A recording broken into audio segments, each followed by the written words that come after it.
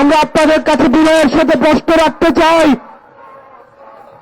2018 সালে যখন midnight election অনুষ্ঠিত হল, তখন আপনাদের ইনক্লুসিভ ইলেকশন কোথায় ছিল? 2024 সালে যখন আমি ভার্সেস দামি নির্বাচন হল, তখন আপনাদের ইনক্লুসিভ ইলেকশন কোথায় ছিল?